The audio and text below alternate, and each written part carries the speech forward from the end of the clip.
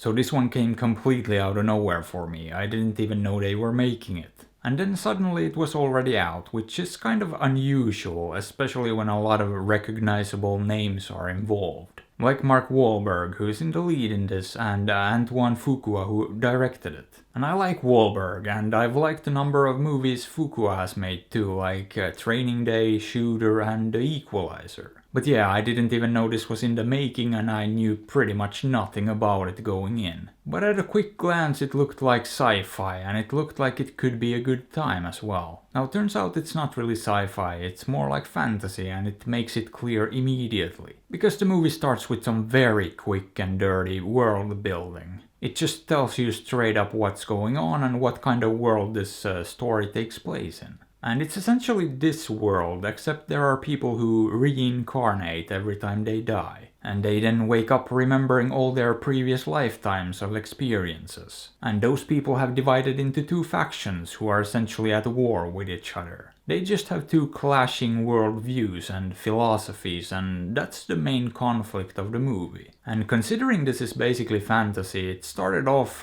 kind of surprisingly grounded and action-packed with a very nice intro. It's a car chase, and a very well handled and entertaining car chase too, and you don't see a lot of those these days. But I liked it, and it looked to me like a lot of it was actually shot in camera, which is just refreshing in a world where every action scene is pretty much done in front of a green screen or entirely on a computer. And that seems to be a running theme for this one. I feel like a lot of what they did, most filmmakers would do entirely with special effects. And that to me is a huge positive, and it made me appreciate the whole thing a lot more. Now, of course, that relatively grounded and cool car chase did eventually turn ridiculous. And it's one of these things that you just have to go along with, or you're not gonna have any fun. Because trust me, it gets more ridiculous from there on, and the grand finale, the big action scene involving a plane, did get absolutely ludicrous. And unfortunately a lot of that also didn't look good, because the CGI was not great here. So yeah, the execution here sort of got worse there toward the end, like they ran out of budget. But I wouldn't say that really killed the movie. In fact, I don't think anything really killed the movie. It was sort of okay in my opinion, with a few things it did right enough. Like a lot of the action was very good, I enjoyed that, and a fair bit of the dialogue too. And I didn't really mind the general story here either, I felt like it made sense. Like the motivations for the villain weren't necessarily the greatest, but I've seen far worse too. But toward the end there, I was starting to ask myself, why isn't this movie better? Why didn't it completely work, and why do movies like this very rarely do work? Like the recent Charlize Theron movie, The Old Guard, that actually feels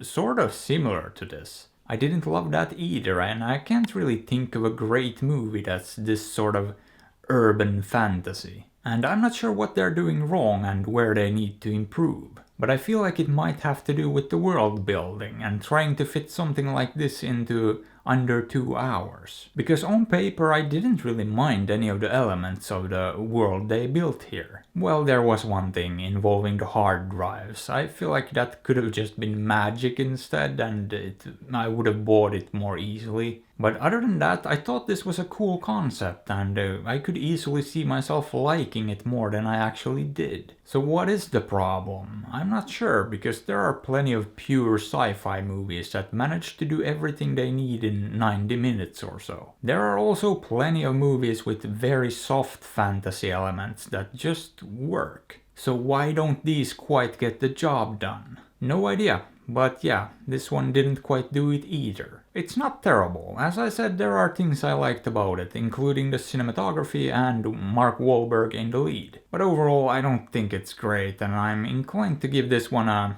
high 5. Boop. But if it sounds interesting, maybe give it a look, or maybe don't. After all, I'm not your dad. But hey, what are your thoughts on this? Have you seen it? Did you like it? Let me know. And if you enjoyed the video, maybe give it a thumbs up or sub to the channel, because that would be fantastic.